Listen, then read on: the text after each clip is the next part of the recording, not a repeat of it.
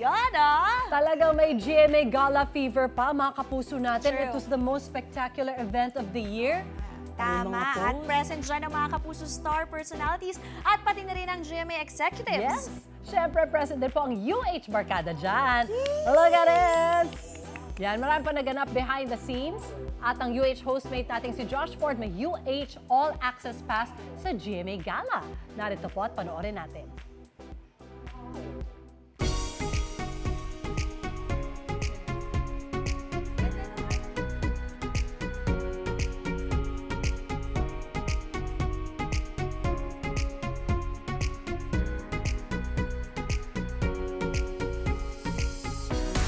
Hello mga kapuso, and I am your UH Funliner, Josh Ford, at sagot ko ang iyong UH All Access dito lang sa GMA Gala 2025. Kaya guys, samahan niyo na ako.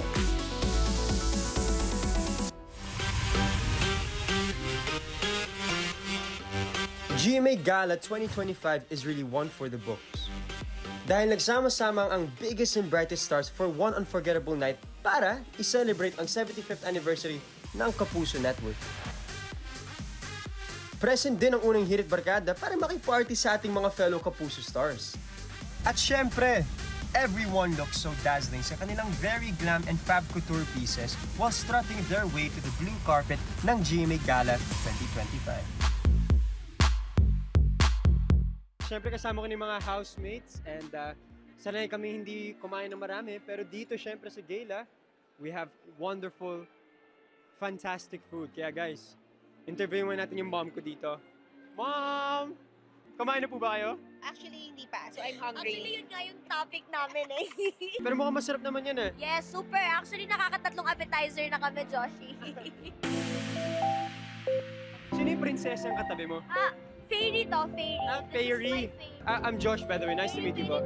Amihan. Amihan. Oh, Amihan. Siyempre, hindi tayo ngayon sa unang hirit. Dito ko masasabing, freeze! I'm wearing a freeze outfit. Freeze outfit. Siyempre, time to eat na, mga kapuso. Appetizer. Grabe, looks so fancy. So this is what you call a sustainable tiger prawn. It's too pretty to eat. Para ako nakukonsensya kainin. Because it's so pretty. Guys, it's a blend of sweetness and saltiness. Grabe, ang sarap ng tiger prawn. Parang sumasabog yung flavor sa mouth nyo. I'm enjoying it. Kaya tara, kain tayo. Bukod sa aking PBB Collab family, naipagkamustahan din ako sa iba pang Kapuso stars. Marami pa sa ating mga kapwa-artista ang nag-share ng kanilang proudest moment bilang Kapuso while enjoying the night.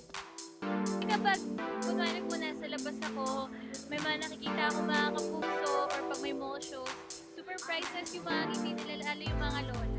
Ang proudest Kapuso moment to date ay yung mapabilang at makasama dito sa 75th anniversary. Proudest Kapuso moment ko, yung makasama ko sa 75th year anniversary, yung taong pinakamamahal ko. Siguro ayoko lang lumayo masyado. Siguro nung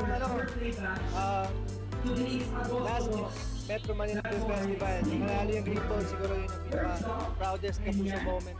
Proudest Kapuso moment siguro nung nirepresent namin yung Pilipinas sa Comic-Con, San Diego Comic-Con para sa Voltes 5 Legacy. What is my proud Kapuso moment? When I needed care, when I needed work the most, they gave me more than I could ever imagine. So that is my number one proud moment. My proudest Kapuso moment would have to be when I was first launched by GMA as Rosalinda. That was 16 years ago, 2009. That was my first project with GMA. That has to be when I was doing Widow's Wars, because I gained a lot of friends while doing it, and it really took a lot of hard work from everybody. And yeah, I think it's my most memorable. Ang proudest moment ko bilang Kapuso is nung araw na pinirmahan ko yung kontrata ko way back December 8, 2011. One True Love. One of my breakthroughs, and I think doon ako nagkaroon ng confidence talaga sa sarili ko when it comes to acting and when it comes to being an actor. My proudest Kapuso moment, I think, is the day of the showing of my film P77 because we have been receiving a lot of good feedback from the audience. It's so nice kasi I'm well aware that I am representing GMA Pictures. So, grabe yung pride and honor na nararamdaman ko. 2 events. One would be the first time I stepped into GMA building.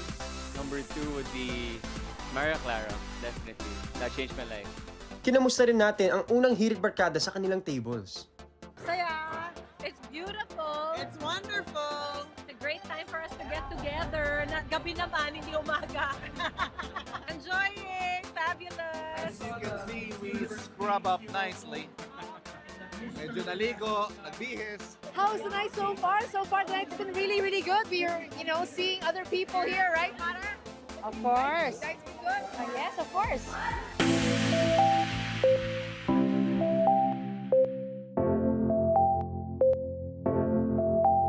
Wow! So yun na nga mga kapuso, nakita nyo naman grabe yung mga social mga artista natin dito and it's so fun na pwede tayo mag-socialize dito. Sobrang saya guys, ang dami ng pagkain. Yun talaga na-enjoy ko. Tutunan po kayo dito sa inyong pambansang morning show kung saan laging unang hirit. Ikaw, hindi ka pa nakasubscribe sa GMA Public Affairs YouTube channel?